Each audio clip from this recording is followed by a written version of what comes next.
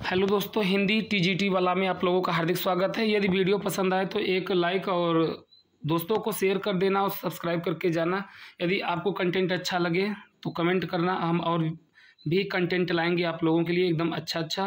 और जो परीक्षा के दृष्टि से इस समय एलटी, जीआईसी और यूपी टीजीटी, पीजीटी के दृष्टिकोण से आप लोगों के लिए जो बहुत ही लाभकारी होगा, तो चलिए स्टार्ट करते हैं। वीर गाथा काल हमने इससे पहले जैन साहित्य, नाथ साहित्य, सिद्ध साहित्य पढ़ाया। उसके पहले काल विभाजन, पद्धतियाँ और संस्थाएं सभी पे हम बना रहे हैं वीडियो, तो आप लोग जरा हमें सपोर्ट कीजिए और अपना प्यार दीजिए। तो चलिए शुरुआत करते हैं। वीर गाथा काल में वो कौन सी रचनाएं हैं जिनके आधार पर शुक्ल जी ने वीर गाथा काल नाम दिया है। तो चलिए, पहला ग्रंथ है खुमार रासो, दूसरा है विसल देव रासो, तीसरा ग्रंथ है परमाल रासो, चौथा ग्रंथ है पृथ्वीराज रासो।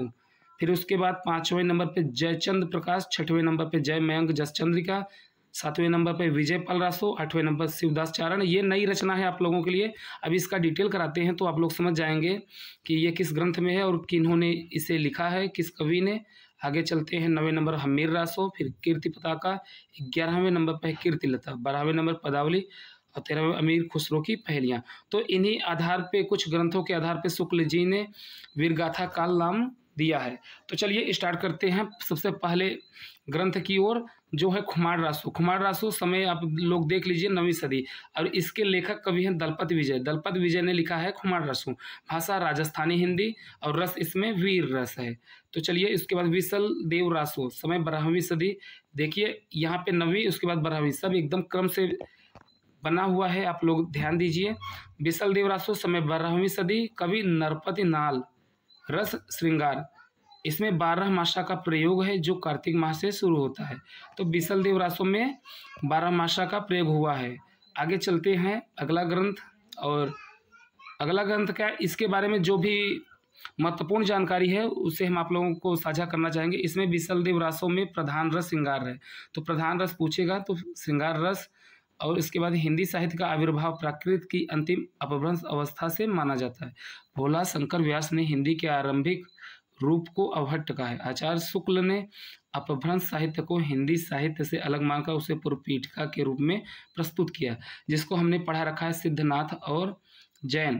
तो ये तीनों वीडियो आप लोग देख लीजिए।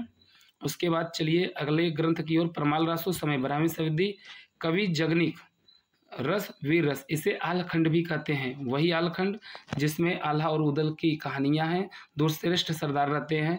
और एक बार हम और वीडियो इसका दूसरा खंड लेके आएंगे जिसमें केवल कहानी आप लोगों को बताया जाए कि परमाल रासो की क्या कहानी है, कौन नायक है, कौन नायिका है।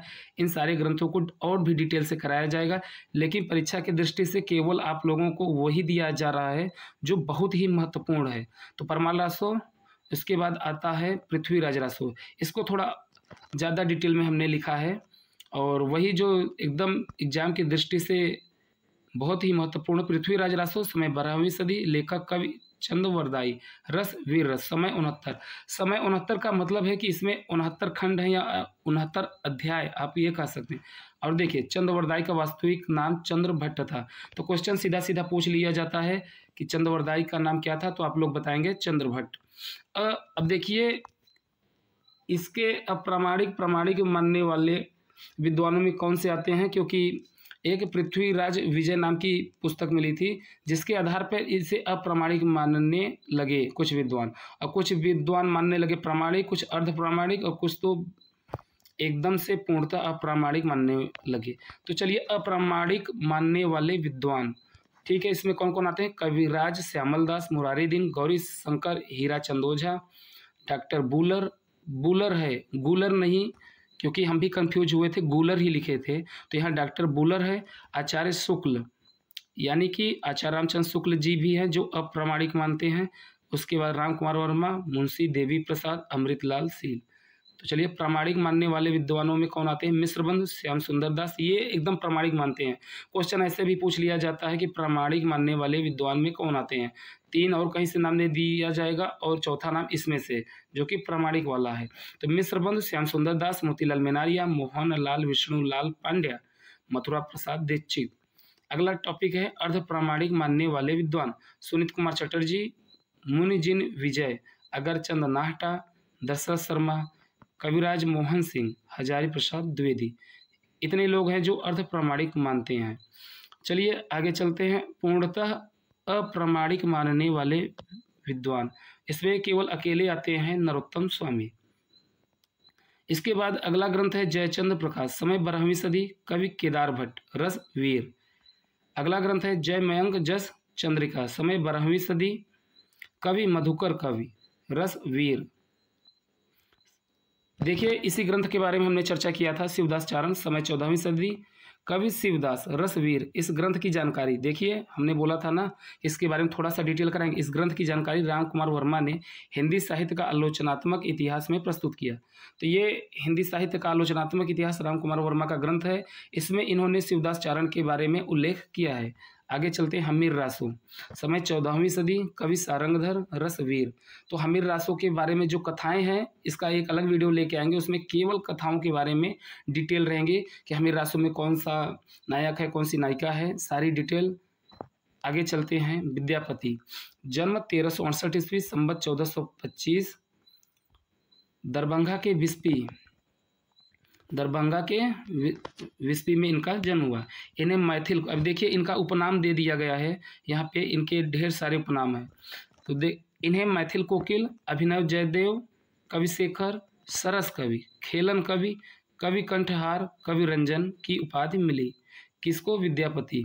और इनके जो ग्रंथ हैं देखिए, कीर्ति पताका, इसमें तिरहुत के राजा शिव सिंह के शौर्य पराक्रम का वर्णन है। और कीर्तिलता, इसमें इस कृति में तिरहुत के राजा कीर्ति सिंह के यश और उदारता का वर्णन है।